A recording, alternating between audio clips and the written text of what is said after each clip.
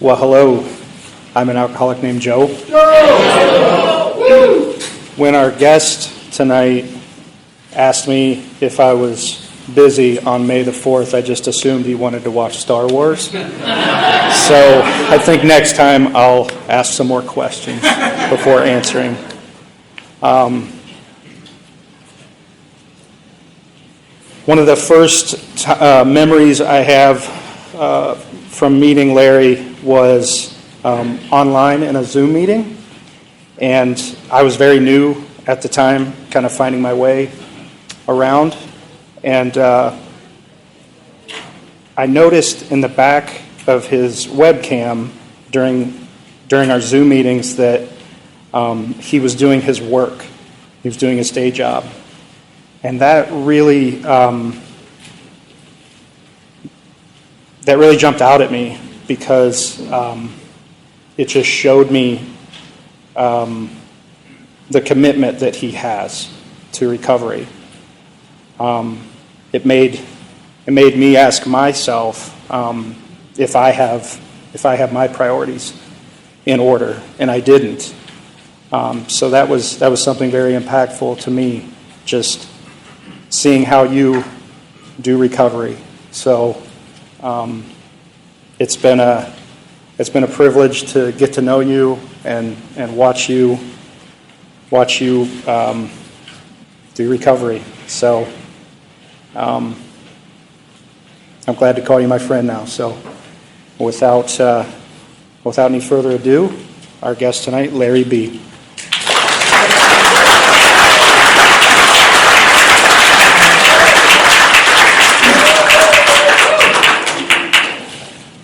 My name's Larry. I'm an alcoholic. Hey, y'all. May the 4th be with everyone here. I was watching some Star Wars, but had to stop it because something else was coming up. Thank you for asking me to speak tonight. I can't lie, I definitely backed out and then re-engaged. But I'm glad that I did. I did want to read the daily reflection. I felt like this actually perfectly encompassed, why we do what we do for the newcomer and for us ourselves. So the daily reflection for May 4th, entirely honest. We must be entirely honest with somebody if we expect to live long or happily in this world. And that's in the big book on page 73 and 74. Honesty, like all virtues, is to be shared. It began after I shared my whole life story with someone in order to find my place in the fellowship. Later, I shared my life in order to help the newcomer find his place or her place with us. This sharing helps me to learn honesty in all my dealings and to know that God's plan for me comes true through honest openness and willingness. When I read that this morning, I was like, oh man, that's exactly what I got to do today. That's what I got to do every day. I never wanted to do that. Maybe when I was younger, when I was a kid, that's what I was taught, honesty, best policy, and it was a lot easier then. But I grew up in Metro Detroit, and excuse me, I had a pretty, I don't know what normal or average is, but my childhood, my upbringing was good. It was okay. I don't have much to complain about when it comes to that. My mother stayed at home. She raised me and my sister. She did not play around when it came to breaking rules or, obviously later as we grew up or started to grow up in our adolescence, like going to parties or anything like that. She did not mess around with that. I did not have any inclination to drink or use anything when I was growing up. The worst trouble I think I got into as a teenager was I came home with like E's and D's on my report card once, and my mother proceeded to ground me for the entire year. After that it was just 3.0s for the rest of my scholastic career. My father, he was hardworking, worked at one of the big 3 plants, worked 12-hour days, 7 days a week. Holidays was triple time, so we didn't see him then. Good man, supported us, kept us over the roof, but he drank as well. But he was one of the, functioning drunks, or, it was never anything I was fearful of or afraid of. I never felt worried about it. Him and my mother obviously did not get along about that. But he proceeded to somehow wake up every morning and go to work at 5 o'clock in the morning, work that 12-hour shift, come home, get 4 hours of sleep after, winding down with alcohol and doing it every day for 40 years. So I guess maybe somehow that got instilled in me as normal, even though I didn't necessarily know. I can't remember when I honestly realized what alcoholism was or that my dad might have been an alcoholic. Like I said, I didn't drink or anything when I was younger. The closest I came to it was realizing that about 12 or 13, my father was drinking something. He had all these Cooler Banquet cans that he used to always talk about because you could only get it in Colorado back in the day. And, they were just laying around, so I figured I would try one. I did not know that beer cans doubled as ashtrays at the time because my dad was... my dad was also a smoker. So that was, I guess, technically my first experience with alcohol. I don't know if that repelled me for some time, but it was not an interesting experience, and no one knew about it until now. So really outside of that, went through middle school, the awkward stages, trying to figure out who you are, which apparently rolled into adulthood. And high school was there. I was just nothing, I guess, exciting, so to speak. But once I graduated high school, once high school started to end, I realized I didn't really have any plans. People were showing their college acceptance letters, and all this stuff. I had friends, and I played sports and all this stuff, but I just never thought about the future. So I was like, well, I guess I better do what everybody else is doing. I better apply to some colleges. This is the last semester of senior year. So I did, and, I got an acceptance letter to a community college. Between that time, prom had happened, and this is when I first had a drink. After the end of prom night, me and some friends back at somebody's house, and I didn't know anything about drinking. A buddy of mine had brought some Bacardi 151. Yeah, right? That's what everybody always says. Again, I knew nothing about drinking. And he had these triple shot shot glasses. And me and him and a couple other people proceeded to kill the fifth. I did not know what the fifth was at the night either, but it was, I guess, I don't want to say it was the first time I felt alive or, electric, but it was the first time I felt kind of like out of myself. I didn't feel any angst or worry about what I was doing, even though I'm sure I was, well, the stories I hear later, I was definitely being a fool. But I had no worries about that. And I thought it was awesome. Until the next morning, and I had that hangover, which I also knew nothing about. I grew up, I wouldn't say I grew up naive, but I mean, my mother ran a tight ship. We knew that she didn't want us using drugs or drinking alcohol or running with the wrong crowd or anything like that. We knew that, but I just didn't have any real world experience at having to, say, turn stuff down or anything like that. So after that hangover, I remember being in the shower, like, I'm never going to do this again. I had to play a soccer game too. Called my coach up, and I said, I'm not going to make it. He said, yes, you are. You are going to make it. I don't know. I'm sure he knew prom was the night before, so he probably knew what was going on. So somehow I proceeded to play goalie. Regardless of the results, I made it, I guess. But shortly after that, I went to visit a friend in North Carolina that he grew up with us, me and my sister, and he moved somewhere in high school. And that was my graduation present. My mom said, I could go visit him, she'll pay for the ticket and all that stuff, or I could, have a graduation party. And I was like, I'll go visit him. In hindsight, I should have took the money. But, I went to visit him, and pretty much all we did, and this is no fault of his, but all we did was just drink, just beer night after night. I was there for a week, and although I had no idea what I was going to do, like, scholastically, I realized, like, this is what I want to do for the rest of my life. Like, this is what I want to always feel like this. Like, just carefree, just no worries. And, like I didn't have to worry about anything. So I got back home, and, summer vacation came and went. The school year was supposed to start, I didn't go. The next semester was supposed to start, I didn't go. Finally, I think about when I was 19, I said, okay, I guess I better go. But by that time, I had really been just drinking every day. And I mean, drugs are part of my story too, but I'm not going to go too much into that. But just doing anything that was mind-altering, I was doing that on a daily basis. And between this time, see, my sister was graduating senior year. She's a year behind me. My mom had got really sick. She got really sick.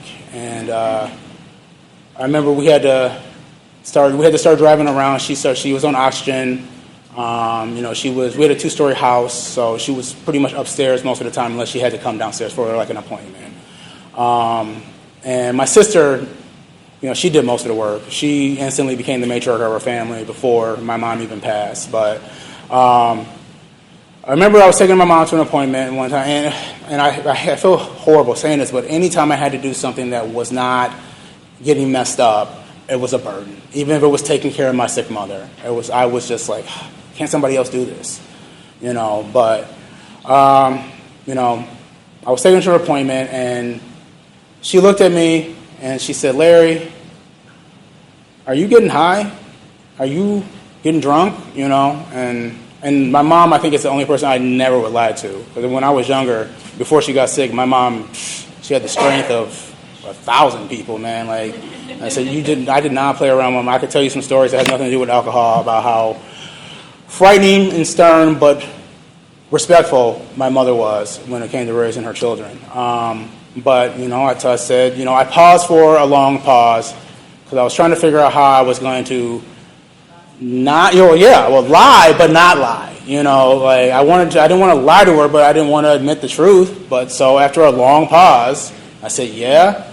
And, I say if this was years ago, my mom probably would have slapped me upside my head, but she was not in, she was in a frail state. And she just said, you shouldn't do that. I hope you don't get mixed up in that. And I'm sure she was referring to, how my father drank every night. And again, my father was never, he didn't beat anybody, he didn't yell at anybody. He was just more just aloof. Like he just worked, came home, said hi, maybe ate dinner, went in the basement, drank, fell asleep, and that was normal, I thought, So shortly after, this conversation with my mom, she did end up getting really, really sick, and it was in, I want to say 05. It was 05 because I turned 21. She was in the hospital.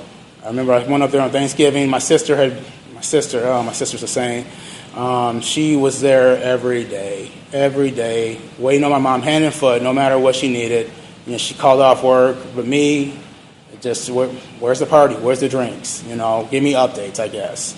So I did go up there Thanksgiving, and I'm so thankful that I did because probably an hour after I left, she slipped into a coma. And then a week later, she ended up passing. And my sister still, every day, just waiting for her to come back, and me, not so much. I remember my sister called me. She said, Larry, they don't think she's going to be here too much longer. You need to get up here. I was at some house party. I was obliterated. I was just 6, 7, 8, 9 sheets to the wind. And I know I shouldn't be drinking and driving, but somehow I got there. No one got hurt, and I made it just before she had passed. Shortly after that, my father, like I said, we didn't have a good relationship. Well, it's not that we didn't have a good relationship. We just didn't have much of a relationship because we just didn't talk that much because of how much he was working, and then when he wasn't, he was kind of in himself. And I think he had a lot of inside trauma going on. That's a different talk, but and he handled it the best way he had with the tools he had, which was numbing himself and throwing himself into work. But anyways, my father realized I was smoking weed. And I don't know if this was the opportunity he was waiting for us to have something to bond over. But he just came up to me one day and he said, I'm still living in my parents' house in 1920. And he said, how long have you been smoking weed? And I said, I don't know, a little bit. And after that, we were taking what my father used to call rides. They're literally rides, but it was like, with the connotation like, we're going to we're going to have some fun. And not to brag or to make it sound like this was, a good thing that you should be teaching your son, but my father taught me how to drink and drive and to get high and stuff. Not that I wasn't doing that stuff already, but I don't recommend anybody getting to know their parents like that. But for me, who didn't realize he felt like he didn't have much of a father until after he passed too, it was nice to finally get to know my father, even though it was through those means. I did learn a lot about his life. It sounded like he was waiting to tell somebody his entire life, all the stuff he had inside. So in retrospect, I'm glad that I got to be there for him to do that. A few years into that, I had met who would become my wife and the mother of our son at a bar. And disclaimer, everything's at a bar for the most part. But before I met her, that's what I was doing. I was living in bars, from open to close. This is not a hyperbole. From open to close.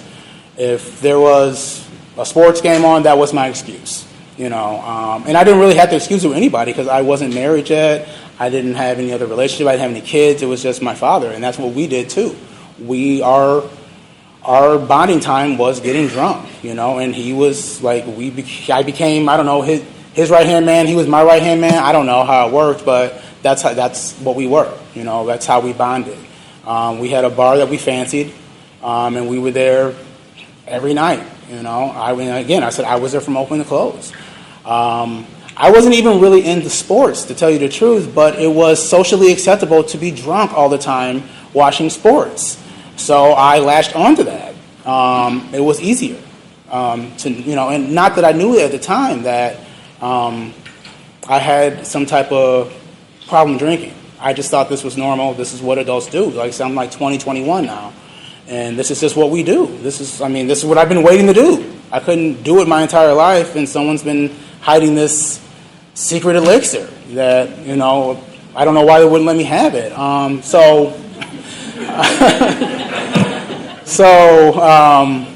In the midst of that, I met my wife, and she drank, but she didn't drink like I drank. We were still girlfriend and boyfriend at this time, but she really, really stuck by my side throughout all of this. And I did a lot of taking her for granted, but when I met her, my father was still around, and he loved her. He told me, he said, Larry, this is the church, so I'll try to mind my language, but he said, don't F this up, man. He said, you got a good one right here. Don't mess this up. And he was right. So my father ultimately got very sick as well. He had already had colon cancer that they had took care of, but years down the road, after all the drinking, even well before me and him started drinking, he developed cirrhosis of the liver and advanced liver cancer. And, he was in the hospital, and when we found that out, he told us that he had about 6 months to live. My wife, we weren't married yet, but she instantly started crying. I kind of was, not there. I don't know if I was just trying to get out of there to get the next drink or if I just was in disbelief.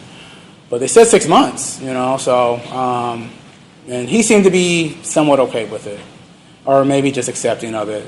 But it actually turned out to be 3 weeks. And during those 3 weeks, my sister, again, stepped in and took care of him. He didn't want to be put in a nursing home, but we had to put him there for a minute. And my sister took him out. She wanted to take care of him at home. It was harder than she thought, but she was always the one willing to do these things while I was off just being selfish and not considering anybody else's feelings, or that maybe they needed to depend on me instead of me depending on them sometimes. So again, my father was in the hospital, and we were going to visit him. That was the plan. It was Super Bowl 40-something. It was 2010. And I was leaving work, and the crowd of people we hung out with at the bars, they were having a Super Bowl party. And they knew Pops was sick. They had visited him in the hospital a few times too. And, they called me and they were like, oh yeah, you just stop by real quick, stop by for, a beer, So I was like, all right, it's 3:30. We're not going over there to this time or whatever. I'll stop by for one beer. One beer led to two led to I don't know how many. The next thing I know, I'm like, oh crap, the time, I got to get out of here. Again, not recklessness, didn't care that I was drunk. And so we started driving up there to the hospital, my wife and I got the phone call from my sister that my father had passed. And the only thing I could think of is if you wouldn't have stopped, man, like all you had to do was do what you were supposed to do. But, it was that whole, and I still at this time, I didn't know that I had this obsession once I put alcohol inside of me. I didn't think it was a big deal to drink 3, 4, 5, 6, 7, 8 beers in a city. He passed, and my sister took care of all the funeral arrangements. She did, she wrote out the obituary, all that stuff, and I did nothing. I did nothing, again, for my parents. So I think I was about 25. So both my parents were gone. My wife was pregnant. I was thankful that my father learned that my wife was pregnant before he had passed. But my wife was pregnant, and we were getting ready to get a house. We were staying in an apartment with my father at the time, and after he had passed, and we were getting ready to get a house. And I was well into my addiction, but no recollection of needing help. I didn't think I needed help. No one said I needed help. Most people, at least I thought it was funny that I was living my life the way that I was, because I was a functioning alcoholic, so to speak. I was still, and that was the thing. I was still doing all the things that I was, the mundane things. I was still going to work. I was still taking care of my family. I was still paying the bills. I wasn't starving. I hadn't lost a lot of stuff. I hadn't lost anything. So I didn't think that I had a problem. I honestly thought this is how most people live their lives. They get drunk all the time, and then they get up and do what they got to do, waiting to get drunk again. So we got our first house. Our son was born, and when he was born, I don't know if I thought I'm gonna slow down. I don't think I thought that at all. I remember thinking I don't know how I'm necessarily going to be at the bar all the time and raise a kid.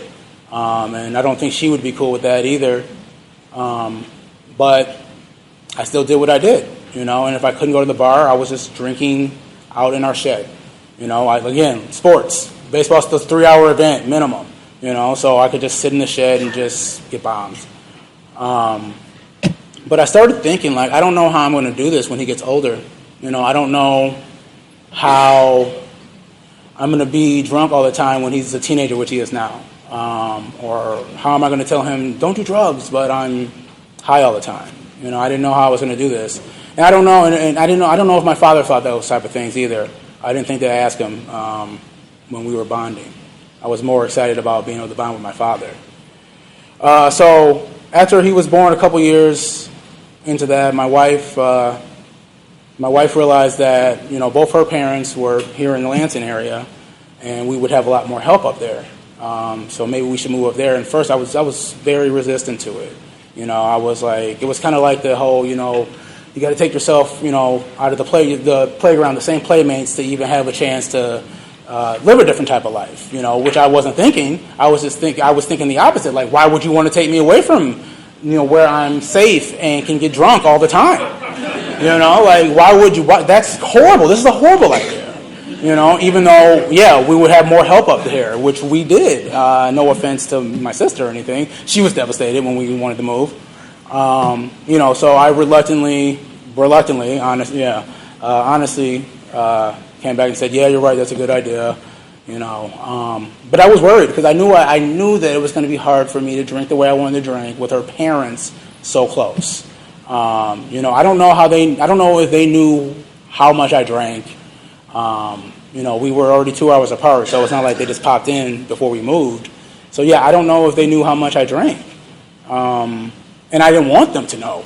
Because even though I still didn't think I had a problem, I knew the way I was drinking was becoming abnormal, even though it was already abnormal. I had just started thinking maybe this isn't how I'm supposed to be doing it, but I didn't know how to not do it.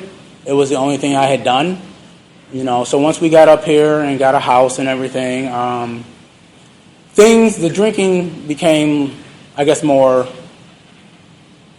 that it wasn't obvious, but it became just the problems that came with drinking became more apparent. The needing to pick my wife up from work and, passing out on the couch instead and her needing to take the bus home. The going to my son's preschool with alcohol in my breath.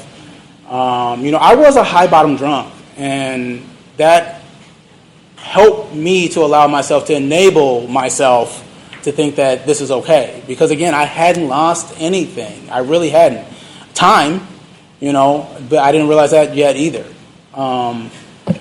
So I came home one day, and I can't remember the exact details because I drank and went out every night, But I remember coming home one day, drunk as a skunk, and it was late. My son was still up. He was about 4. And he came to the door, doing some cute 4-year-old thing. And I couldn't even comprehend it. I couldn't even spit coherent words out. And I started thinking that, I'm going to be just how my father was with me growing up. And I'm not trying to knock my father, but that's how I felt growing up, even though I didn't know that he had a drinking problem. I just didn't know why we didn't spend any time together, why we didn't do the cliche, passing the baseball around. And I just started crying. And I think my wife had enough too, and she was like, "Go upstairs." So I called my sister, and me and my sister have a real interesting relationship. We have childhood nicknames with each other that include cuss words, stuff like that. So, so I called her, sobbing, and, she picked up the phone and said something, ridiculous or silly, and I couldn't even get into words. I'm just sobbing, couldn't understand me. She's like, "What's the matter?" And I was like, "I can't do this. I don't know what to do. I can't stop drinking." And she was like, "We're going to get you some help. We'll get you some help. Don't worry. Just go to sleep and we'll get you some help." So I did. I went to sleep. And the next morning, my wife, she worked days and I kind of worked on call. And I did my best to always wait for her to go to work before I could start drinking. But at this time, I started doing the whole, okay, I'm not going to drink today. I'm not going to drink today. And, as soon as she went to work, I was drinking. So then it was, all right, I'm not going to drink until 10 o'clock. And as soon as she went to work, I was drinking. So I was like, okay, this isn't working. I will only drink one beer. I'm going to drink one beer, and that's it. I'm down the 6-pack in an hour, And we only had one car, so I had to walk to get, wherever the liquor store. And I always knew what the liquor store was too. And that was another thing about moving. The liquor store was like a 2-minute walk, So I didn't, I'd come home with my Pavlov pint of vodka and my 3 Red Dogs, and just sit there by myself getting drunk. Because when I got to Lansing, like I said, all the people I partied with, they weren't there anymore. I could go out and party with anybody; it didn't really matter. But that safety net of me feeling like I don't have a problem, was gone. So maybe a few months down the road from me realizing that I can't pace myself, I had phoned my employee assistance service, and I told them what was going on. I said, I think I have a drinking problem, and I don't know what to do. And they said, "Have you ever tried AA or thought about AA?" And I don't know if I had honestly heard of AA or if I just didn't know really what it was. But I was like, what's that? And they went about it, and I said, "That sounds religious." So he said, "Well, there's treatment centers." I said, "That sounds expensive." So I guess I'll go to AA. So this was around 2014, June 29th. Well, not June 29th yet, because I remember I found some meetings. I specifically noticed, and I didn't know what any of the codes were: men's only, young peoples. I didn't know what any of that stuff was, but I did find out that that's what YP stood for, was young people. I was like 29 going on 30. So I said, I guess I'm still young, And I was also at what I thought was a midlife crisis, that I'm going to be 30, oh my God, I don't know what I'm going to do. So I got in touch with Lansing Central, and I went down for their orientation. I honestly don't remember a lot of it. I wasn't drunk, but I just don't remember a lot of it. But they gave me like a pamphlet and, information on meetings and stuff. So I told my wife about it, and, she was thrilled. And I do want to mention, my wife never really ever gave me any slack about, being, like I said, I was a high bottom drunk. I wasn't cussing my wife out. I wasn't putting my hands on her. I wasn't trying to neglect my son or anything, even though I felt like that is what I ended up doing, even though I was in the house, just like my father. I was aloof from the relationship I should have been building with my son. But yeah, so I found the meeting I was going to go to. I started driving there, and I said, nah, I'm not going. And I found a liquor store, pulled over in I think, a Meijer, and drank some beers for an hour and went back home. And I think a couple of days later, I was like, okay, I got to go. And it was a young people's meeting. It was in East Lansing. The meeting's defunct now. But I was at a church, and I sat in the car for a while. And, so I went in there finally. I saw some people going in. I was like, okay, this must be the place. And, I honestly expected it to be horrible.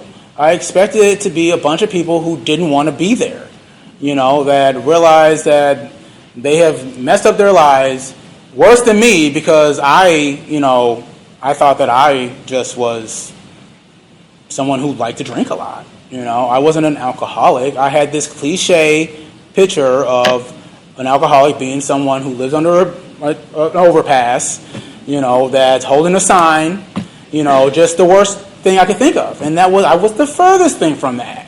Now we had 2 cars, so I was definitely not an alcoholic. But so I went in there, and this is where I would ultimately meet my first sponsor, but it wasn't that night. But everybody was in there having a good time, laughing and talking. I thought they would be sitting in seats, not, staring at walls, not trying to make any type of, eye contact with each other. But, they were laughing and talking about these events that were going to be happening, and I felt out of place. I didn't know anybody. I'd always, felt out of place anyways most of my life. And I think that's also why I took the alcohol so quickly. It made me feel like, oh, I can fit in anywhere, and I don't care if you don't think I fit in.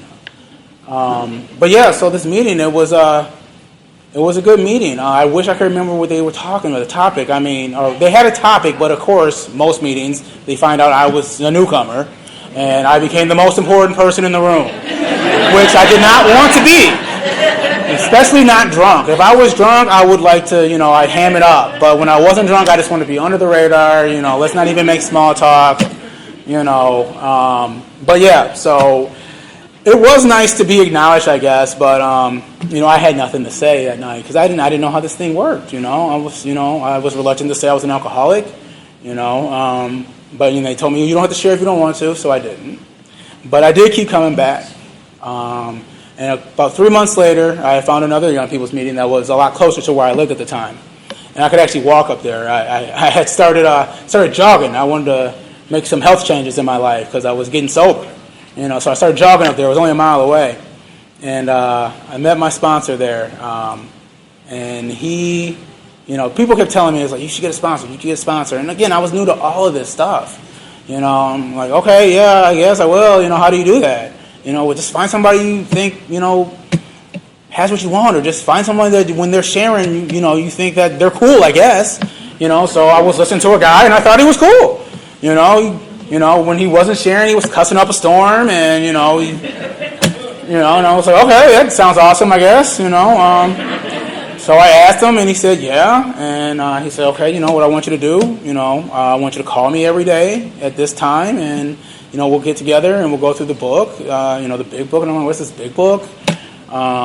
He got me a big book, and we started meeting up at the East Club over there by the freeway. And he took me through the book. A lot of words in there I didn't know. A lot of outdated terminology because the book was written in 34, and I definitely didn't know what they were talking about. And he gave me that disclaimer. but we took turns reading. He didn't make me read it, he did recommend that I go home and, read some of it, 2 pages a day, or read some of it every day, but we would always meet up, and he took me through that book. And everything I'm about to say now is in hindsight, because at the time in 2014, I was like, yeah, I'm ready. I'm ready to stop drinking. I'm ready to start a new life. Just whatever we got to do, let's do this. So we went through the steps, and he wasn't rushing me, and I was like, yeah, powerless. Okay, yeah, power grading myself. Cool. Yeah, turn my will and life over. Okay, yeah. And then we got to the 4th step, and I'm like, okay, this seems a little more, than just saying things. So he walked me through it. We went to how it works in the book, and all the examples with Mr. Brown and all that type of stuff. And I still had so many questions. I'd call him and I'd be like, yeah, should I put this down there? Should I put this down there? And he's like, yeah, just put it on there. If you feel like that's a resentment, or if you're fearful of that, put it down there. Doesn't matter how silly you think it is. Put it down there. So I was writing my 4th step, and he didn't rush me to the 5th step either. But I'm like, all right, I wrote it, but this was the first time that I felt more like, I don't know. Do I really want to admit this to someone else? It's one thing admitting it to, whatever your higher power is, that can't necessarily give his opinion back to me, which my sponsor did not. But I was absolutely sure that, I would say things and he'd just be like, oh, my goodness, or, I can't believe you did that. Because that's what I was doing when I got to the rooms. Someone did eventually tell me, like, you need to start, relating instead of comparing. And I was just like, I don't see what the difference is, but okay. And I didn't do that. I constantly was not doing that. But we went through my 5th step, and then he told me, and then we did the prayer that went along with that. We did the prayer along with the 3rd step as well. We got to a meeting early, and we did the prayer together. And at this time, like I said, I just was just like, okay, whatever the word say, yeah, let's do it. Like I didn't really put any meaning or any thought into the things. I was just like, I want to get sober, and y'all say this is what I got to do, so I'm doing it. So after the 5th step, we did the prayer, and he told me to go home and, sit quiet for an hour. And I was like, why? Like, sounds silly. It's in the book, I was like, all right, so I made sure nobody was home so I wouldn't look ridiculous sitting around for an hour not saying anything. Because he was like, try to do it, immediately if you can. And I was like, all right, I guess, my son would have been one thing, he was like 4. But I was still worried about what people thought of me, I hadn't got to that promises part yet, and I'm sure people had talked about them, but I wasn't listening because I was super focused on just me. I hadn't grasped that this was a we program yet. So I sat for the hour, clearly I had my 8-step list. Had to add a few more people to it. And I remember I was adding people like ex-girlfriends, and I was, oh, this means I'll get to talk to her again. Sweet. And my sponsor was like, I do, yeah. So yeah, I did. This happened with me and her. And he's like, yeah, you don't need to talk to her. It's like, but she's on the list. And he was like, yeah, you just trust me. Like, not talking to her would be better. It's like, all right, well, that sucked. That was the whole purpose of the list, I thought. So the 9th step came up, and I kind of ran through it, and looking back, there definitely was stuff that I left off because I didn't think about it, or I talked myself into thinking that wasn't a resentment enough, or that wasn't that bad.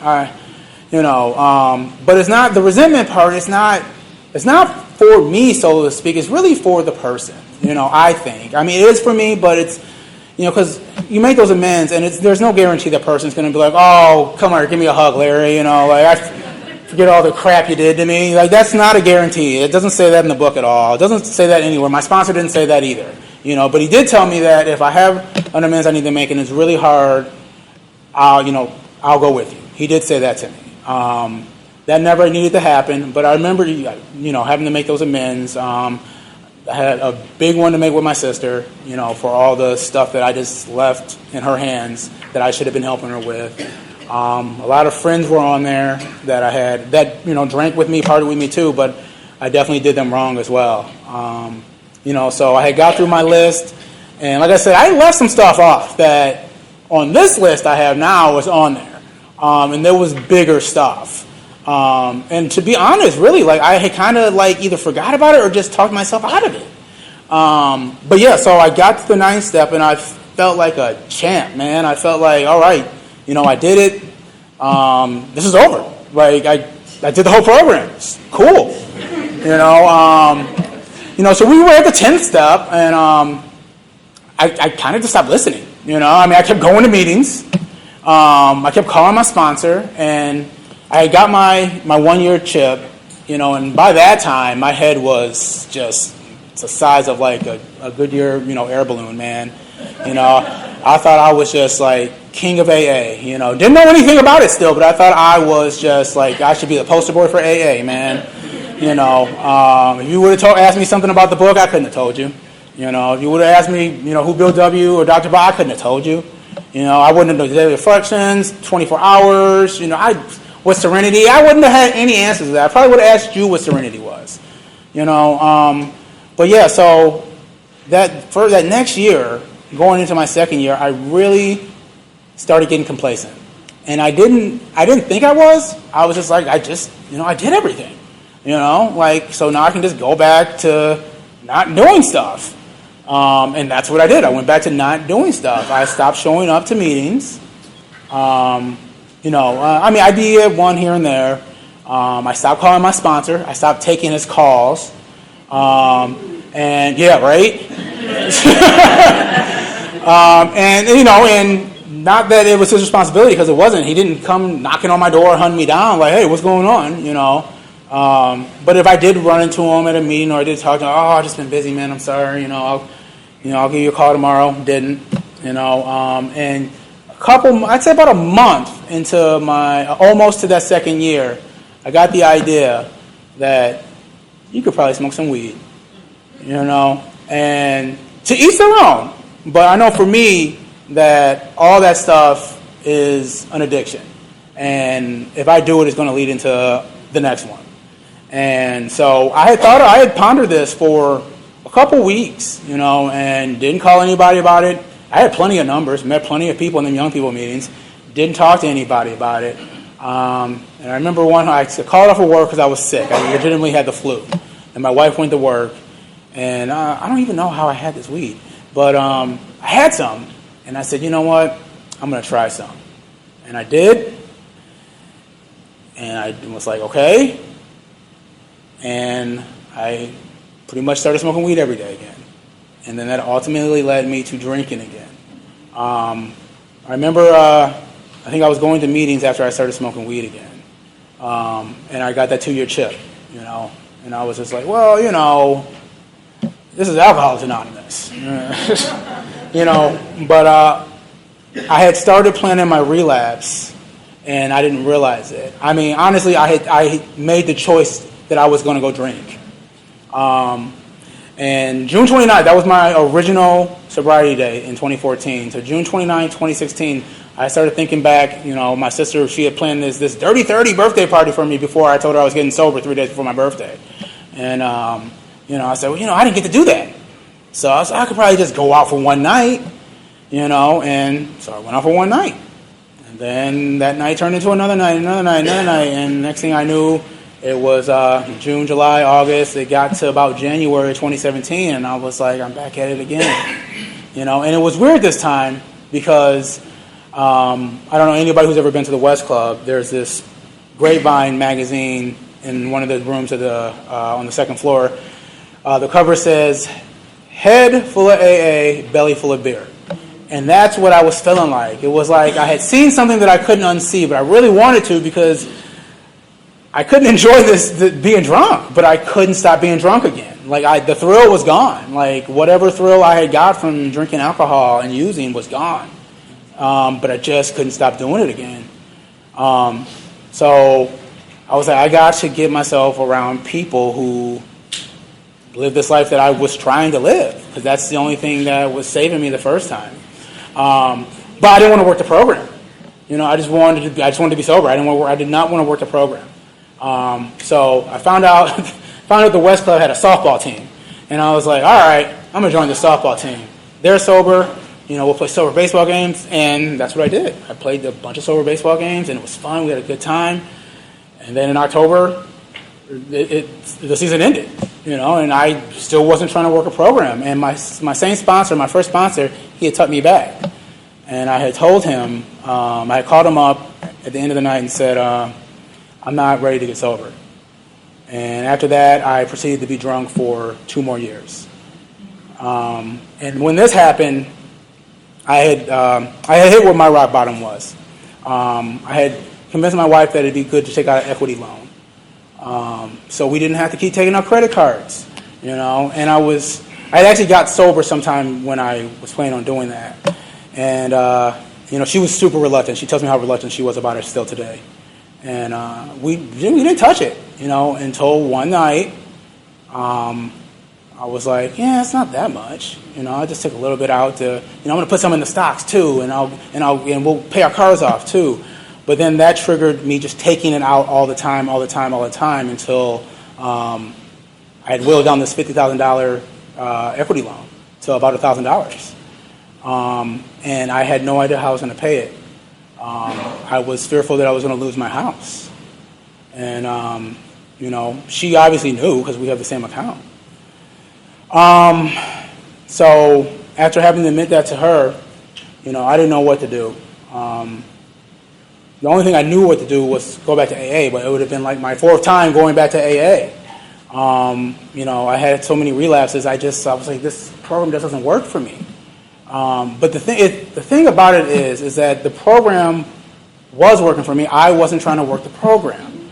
I didn't want to work the program. I wasn't being willing to work the program.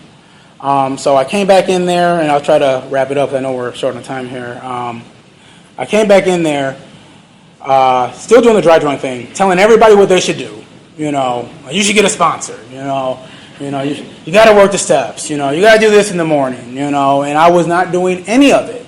So finally, I think it was in 2023, I had admitted after New Year's that I don't have a sponsor. I'm not doing anything, and I need a sponsor because I was feeling that complacency coming back up.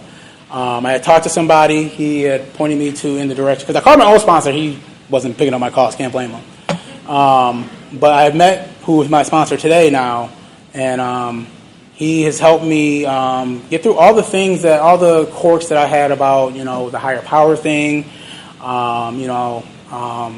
just the resentments. I would say things that was like, what's the deal with God? Like, do I need that? And he's like, well, maybe you have a resentment with God. And I did have a resentment with God, but that's another story. But for the most part, now I know that regardless of the God thing, those acronyms help me out. Good orderly direction. A buddy of mine says gratitude over despair. I heard someone in a meeting a couple weeks ago say guidance, or not guidance, but no, he did. It was guidance over defiance. And I said, that's exactly what I've been doing this whole time, not embracing what's being put right in front of me. So with the spirituality part, I just realized that this program is the spirituality part. You guys taking me back every time, and me being willing to do stuff like this when asked, even though I didn't want to, is part of that. And without the spirituality part, however you want to define it, because I think it's individual to everybody, which is a great thing about this program, without that spirituality part, I can't stay sober. I personally cannot stay sober without it. I have this, you can call it a God-shaped hole or what do you want to call it, somewhere inside of me that needs to be plugged with AA, with this fellowship, with whatever y'all want to offer me, because we stay sober together. I know, I hear it all the time, I can't do it by myself, and I have proven to myself numerous times that I cannot do it by myself. But yeah, I think that spiritual part, I think it's vital to my sobriety. And I'll just end with this. There's this part in the big book right where the second set of personal stories start. And at the end of it, the whole thing is talking about how they quit in time, And I think we all quit in time if we're here, regardless of, whatever we did in the past or how bad we got. But right at the end of that page, the introduction, it says that, thank goodness, or it says thank God that, we saw the bottom.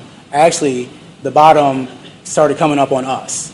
And that's exactly what was happening to me. I could feel like it was raising like the sea.